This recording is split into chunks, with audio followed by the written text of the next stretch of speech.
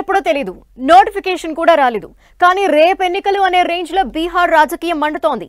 ట్విస్ట్ల మీద ట్విస్ట్లతో థ్రిల్లర్ సినిమాని తలపిస్తున్నాయి అక్కడి పాలిటిక్స్. ఎత్తులకు పై ఎత్తులు, వ్యూహ ప్రతివ్యూహాలు అన్నీ కలిసి బీహార్ రాజకీయాన్ని రగిలిస్తున్నాయి. ఎన్నికల వేళ కాంగ్రెస్ కూటమిలో కుదుపు కనిపించింది. రాహుల్ గాంధీకి షాక్ ఇస్తూ తేజస్వి సంచలన నిర్ణయం తీసుకున్నారు. ఇంతకీ బీహార్లో ఏం జరుగుతోంది? ఎవరి రాజకీయం ఎలా నడుస్తోంది? అక్కడి ఓటర్ మాటేంటి?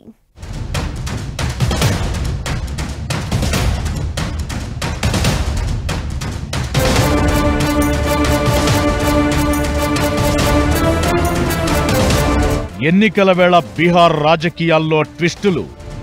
నువ్వా నేనా అనే రేంజ్లో పార్టీల ప్రచారం. తేజస్వి ప్రకటనతో కాంగ్రెస్ కూటమిలో కుదుపు. అన్ని స్థానాల్లో పోటీ చేసేందుకు ఆర్జేడీ రెడీ. కాంగ్రెస్ సంగతేంటి? రాహుల్ నెక్స్ట్ ప్లాన్ ఏంటి? బీజేపీ ఎలాంటి వ్యూహాలతో వెళుతోంది? బీహార్ ఎన్నికల్లో చిన్న పార్టీల ఎఫెక్ట్ ఎంత? ప్రశాంత్ కిషోర్ కింగ్ మేకర్ కాబోతున్నారా? త్వరలోనే బీహార్లో అసెంబ్లీ ఎన్నికలు జరగబోతున్నాయి. ప్రధాన పార్టీలన్నీ ఇప్పటికే ప్రచారంలో దూసుకుపోతున్నాయి. ఇంకోవైపు కేంద్ర ఎన్నికల సంఘం షెడ్యూల్పై తీవ్ర కసరత్తు చేస్తోంది. వచ్చే నెలలోనే ఎన్నికల నోటిఫికేషన్ రానున్నట్లు ప్రచారం జరుగుతోంది. 3 విడతల్లో పోలింగ్ నిర్వహించేలా ఈసీ ప్లాన్ చేస్తోంది. దేశంలోని మిగతా రాష్ట్రాల రాజకీయమంతా ఒకెత్తైతే బీహార్ పాలిటిక్స్ మరో ఎత్తు. సంకీర్ణ ప్రభుత్వాలకు కేరాఫ్ గా ఉంటుంది. 1990లో కాంగ్రెస్ ప్రభుత్వ పతనం తరువాత ఇక్కడ 35 ఏళ్లుగా ప్రాంతీయ పార్టీల హవానే కంటిన్యూ అవుతోంది. బీహార్ అసెంబ్లీ ఎన్నికల ఫలితాలు జాతీయ రాజకీయాలను ఎఫెక్ట్ చేస్తుంటాయి. దీంతో త్వరలో ఎన్నికలు జరగబోతున్న వేళ ఇప్పుడు దేశం చూపు మొత్తం బీహార్ మీదే కనిపిస్తోంది.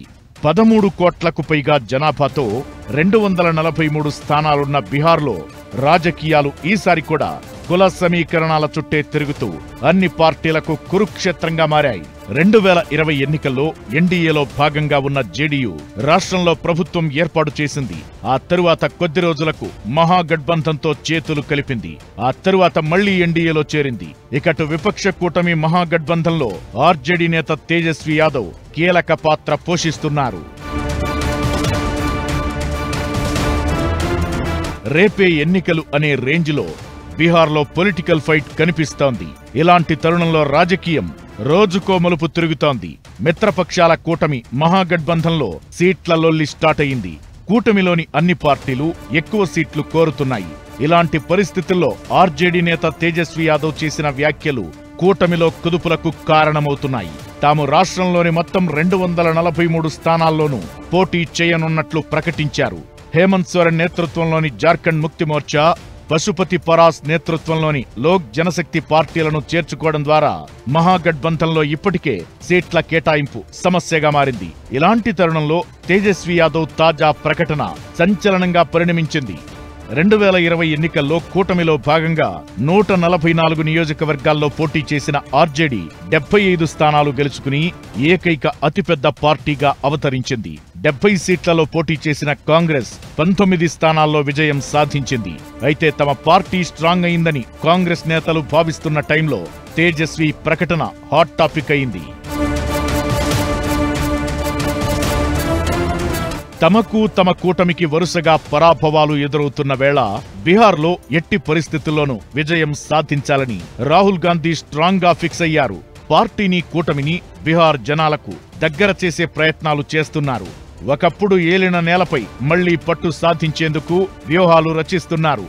ఓటర్ అధికార్ యాత్ర చేపట్టి జనాలకు దగ్గరయ్యారు. పార్టీని దగ్గర చేసే ప్రయత్నం చేశారు. రాహుల్ యాత్ర బీహార్ రాజకీయాల్లో ప్రకంపనలు క్రియేట్ చేస్తుందనుకున్న టైంలో ఇప్పుడు తేజస్వి యాదవ్ ప్రకటనతో విపక్ష కూటమిలో ప్రకంపనలు ఖాయమనే అభిప్రాయాలు వినిపిస్తున్నాయి. బీహార్ విజయం కాంగ్రెస్ కు మాత్రమే కాదు, నాయకుడిగా రాహుల్ కు కీలకం. బీహార్ రాజకీయంగా కీలక రాష్ట్రం కావడంతో ఆ విజయం జాతీయ స్థాయిలో కాంగ్రెస్ ప్రభావాన్ని పెంచుతుంది. దీంతో ఎట్టి పరిస్థితుల్లోనూ విజయం సాధించి తీరాలన్న వ్యూహంతో రాహుల్ ముందుకెళ్తున్నారు. అయితే ఇప్పుడు తేజస్వి ప్రకటనతో ఏం జరగబోతోందనే ఆసక్తి ప్రతి ఒక్కరిలో కనిపిస్తోంది. రాహుల్ గాంధీకి విశ్వాసం ఆయనకు పెరిగినందువల్ల తేజస్వి యాదవ్తో కొన్ని ఈగో ప్రాబ్లమ్స్ వచ్చినాయి. ఆయన సరైన ఇంపార్టెన్స్ ఇవ్వకపోవటం, అన్నిటికంటే ముఖ్యం ఏంటంటే లాలూ ప్రసాద్ తేజస్వి యాదవ్కి కాంగ్రెస్ పార్టీలో కన్నయ్య కుమార్, పప్పు యాదవ్ అలాంటి నాయకులు, వాళ్ళకి భయం, వాళ్ళకి టికెట్లు ఇవ్వకూడదు, వాళ్ళకి నాయకత్వం పొజిషన్స్ ఇవ్వకూడదు అని కాంగ్రెస్ మీద కూడా ఒత్తిడి తెస్తున్నారు. ఇవన్నీ సరి చేసుకోవటానికి ఎలక్షన్లో సీట్లు ఎవరికైనా వస్తాయి. 2020లో కాంగ్రెస్ 70 సీట్లు పోటీ చేసింది, 19 గెలిచింది. ఇకటు బీజేపీ ప్రచారంలో దూసుకుపోతోంది. ప్రధాని మోదీ స్వయంగా రంగంలోకి దిగి ఓటర్లను ప్రసన్నం చేసుకునే ప్రయత్నం చేస్తున్నారు. ఇప్పటికే కేంద్రం బీహార్పై వరాల జల్లు కురిపించింది. రోడ్లు, రైల్వే ప్రాజెక్టులను కేటాయించింది. రైల్వే లైన్ అభివృద్ధికి 3,000 కోట్లు, బక్సర్ భాగల్పూర్ హైస్పీడ్ కారిడార్లో 4 లేన్ల గ్రీన్ఫీల్డ్ హైవే కోసం 4,400 కోట్లకు పైగా కేటాయించింది. వీటికి తోడు బీహార్లో పర్యటించిన ప్రధాని మోదీ 36,000 కోట్ల విలువైన అభివృద్ధి పనులను ప్రారంభించారు. ఇవన్నీ ఎన్నికల్లో ప్రభావం చూపించే అవకాశముంది. ఇకటు మోదీ దర్భంగా కామెంట్స్ మరింత హాట్ టాపిక్ అవుతున్నాయి. తన తల్లిపై కొందరు కాంగ్రెస్ కార్యకర్తలు చేసిన అసభ్య వ్యాఖ్యలపై మోదీ భావోద్వేగ వ్యాఖ్యలు చేశారు. ఇది బీజేపీకి ప్రచారాస్త్రంగా మారింది. బీహార్లో 2,96,00,000కు పైగా మహిళా ఓటర్లు ఉన్నారు. మోదీ వ్యాఖ్యల తరువాత వీళ్లు కీలకం కాబోతున్నారు. ఇకటు జీఎస్టీ సవరణల విషయాన్ని కూడా జనాల్లోకి బీజేపీ సమర్థవంతంగా తీసుకెళ్తోంది. ఇది కూడా కమలం పార్టీకి ప్లస్ అయ్యే అవకాశాలు కనిపిస్తున్నాయి.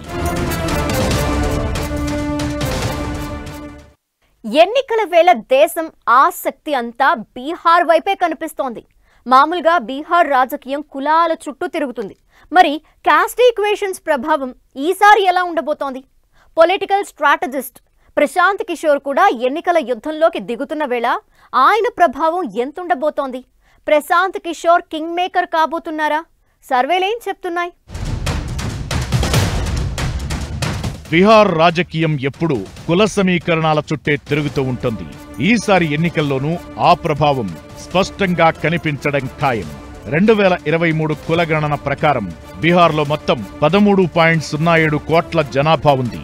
ఈబీసీలు 36.01, ఓబీసీలు 27.13, ఎస్సీలు 19.65, ఎస్టీలు 1.68% ఉన్నారు. అంటే ఓవరాల్ గా 84.47% మంది జనం బడుగు బలహీన వర్గాలే. అగ్రకులాలు 15.52% ఉన్నారు. ఎన్డీఏ కూటమికి హిందువుల్లోని అగ్రవర్ణాలు, యాదవేతరుల ఓబీసీ వర్గాలు ఓటు బ్యాంకుగా ఉన్నాయి. నితీష్ నిర్వహించిన కులగణనతో ఓబీసీలు ఎన్డీఏకు సానుకూలంగా ఉన్నారు. బీహార్లో ముస్లింలు 18% ఉన్నారు. వీళ్లు అసెంబ్లీ ఎన్నికల ఫలితాలను డిసైడ్ చేయగలరు.